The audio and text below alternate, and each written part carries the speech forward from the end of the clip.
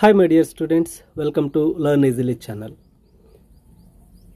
Active and passive voice grammar worksheet ಈ ಒಂದು ವಿಡಿಯೋದಲ್ಲಿ ಡಿಸ್ಕಸ್ ಮಾಡೋಣ.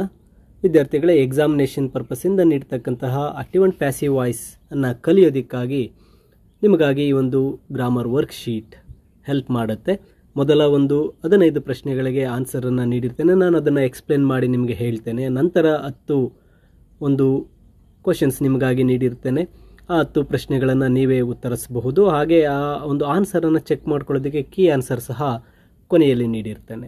ಹಾಗೆ ನೀವು ಆಕ್ಟಿವ್ ಆ್ಯಂಡ್ ಪ್ಯಾಸಿವ್ ವಾಯ್ಸನ್ನು ಕಲಿಯೋದಕ್ಕಾಗಿ ಇಲ್ಲಿ ವಿಡಿಯೋ ಪಾರ್ಟ್ 1 ಪಾರ್ಟ್ 2 ಎರಡು ವಿಡಿಯೋಸನ್ನು ಲಿಂಕ್ ಮಾಡಿದ್ದೇನೆ. ಆ ವಿಡಿಯೋನ ಕ್ಲಿಕ್ ಮಾಡಿದಾಗ, ಆ ಪಾರ್ಟ್ 1ನ ಮೇಲೆ ಕ್ಲಿಕ್ ಮಾಡಿದಾಗ ನಿಮಗೆ ಈ ರೀತಿಯಾಗಿ ಯೂಟ್ಯೂಬ್ನಲ್ಲಿ active and passive voice video play ಆಗುತ್ತೆ. ಇದು ಪಾರ್ಟ್ 1 ಆಗುತ್ತೆ.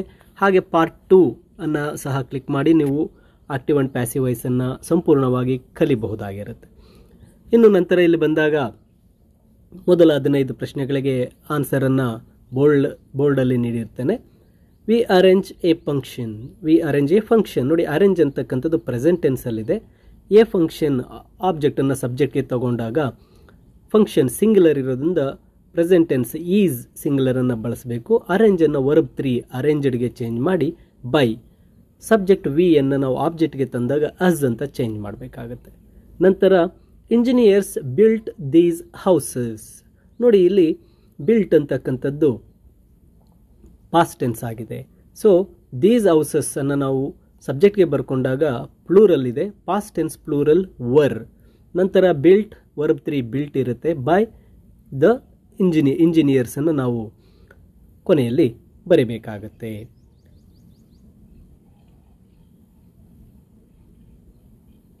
ನಂತರ she will read this book.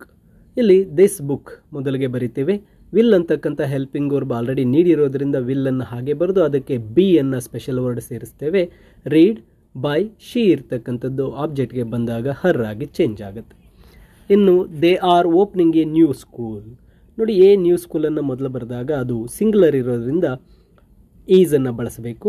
ING opening ING ಇರೋದನ್ನು ನಾವು ಬೀಯಿಂಗ್ ಅಂತ ನ್ಯೂ ವರ್ಡನ್ನು ಸೇರಿಸಬೇಕಾಗತ್ತೆ. ಓಪನ್ ಇರ್ತಕ್ಕಂಥದ್ದು ವರ್ಬ್ 3 ಓಪನ್ಡ್. ಬೈ ದೇ ಇರ್ತಕ್ಕಂಥದ್ದು ಆಬ್ಜೆಕ್ಟ್ಗೆ ಬಂದಾಗ them. A new school is being opened by them. ನಂತರ they were making new plants.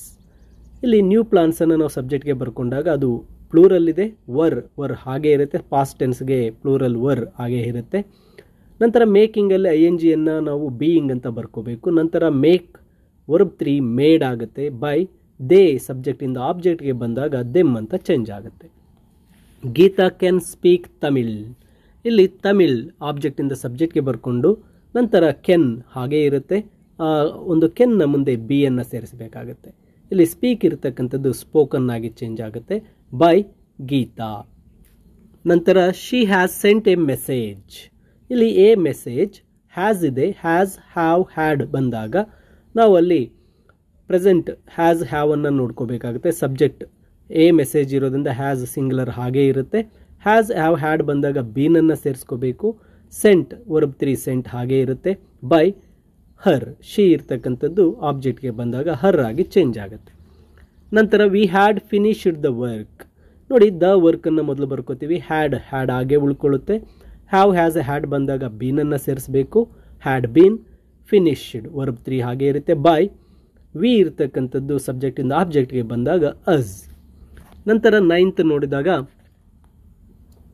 He has to water the plants. ಇಲ್ಲಿ ದ ಪ್ಲಾಂಟ್ಸ್ ಮೊದಲು ಬರ್ಕೊಂಡಾಗ ಅದು ಪ್ಲೂರಲ್ ಆಗಿರೋದ್ರಿಂದ ಹ್ಯಾಸ್, ಹ್ಯಾವ್ ಆಗಿ ಚೇಂಜ್ ಆಗುತ್ತೆ. The plants have to be watered by him. He ಇರ್ತಕ್ಕಂಥದ್ದು ಆಬ್ಜೆಕ್ಟ್ಗೆ ಬಂದಾಗ ಹಿಮ್ ಆಗಿ ಚೇಂಜ್ ಆಗುತ್ತೆ. ನಂತರ 10th I do not write letters.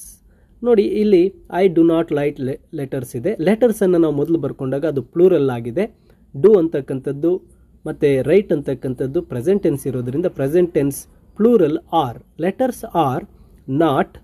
Right ಇರ್ತಕ್ಕಂಥದ್ದು ರಿಟರ್ನ್ ವರ್ಬ್ 3. ಬೈ ಐ ಇರ್ತಕ್ಕಂಥದ್ದು ಸಬ್ಜೆಕ್ಟಿಂದ ಆಬ್ಜೆಕ್ಟ್ಗೆ ಬಂದಾಗ ಮೀ. Return by me. ನಂತರ 11th question they did not invite me. ಇಲ್ಲಿ ಮೀ ಅಂತಕ್ಕಂಥದ್ದು ಆಬ್ಜೆಕ್ಟಿಂದ ಸಬ್ಜೆಕ್ಟ್ಗೆ ಬಂದಾಗ ಐ ಆಗಿ ಚೇಂಜ್ ಆಗುತ್ತೆ. ಡಿಡ್ ಅಂತಕ್ಕಂಥದ್ದು ಪಾಸ್ಟ್ ಟೆನ್ಸ್ ಆಗಿರೋದ್ರಿಂದ ಪಾಸ್ಟ್ ಟೆನ್ಸ್ಗೆ ನಾವು ಸಿಂಗ್ಯುಲರ್ಗೆ ವಾಸನ್ನು ಬಳಸ್ತೇವೆ. I was not.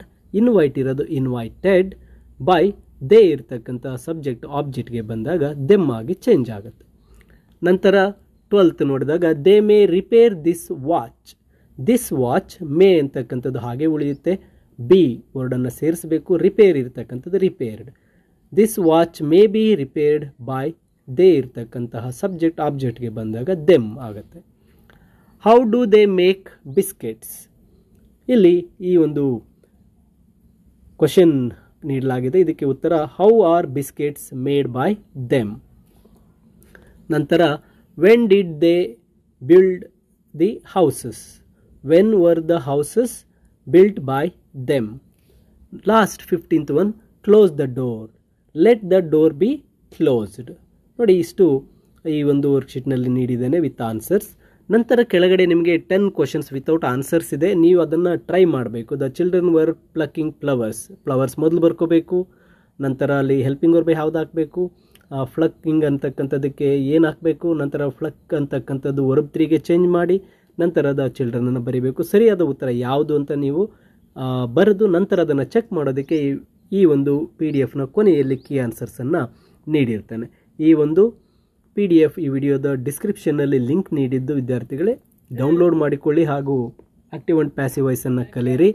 ಹಾಗೆ ನಿಮ್ಮ ಈ ಒಂದು ವಿಡಿಯೋನ ನಿಮ್ಮ ಸ್ನೇಹಿತರಿಗೂ ಸಹ ಶೇರ್ ಮಾಡಿ, ಲೈಕ್ ಮಾಡಿ. ಇನ್ನೂ ಹೆಚ್ಚಿನ ವಿಡಿಯೋಗಳನ್ನು ಮಿಸ್ ಮಾಡಿಕೊಳ್ಳದೆ ಇರಲು ತಪ್ಪದೆ ಲರ್ನ್ ಈಸಿಲಿ ಚಾನಲ್ಗೆ ಸಬ್ಸ್ಕ್ರೈಬ್ ಮಾಡಿ.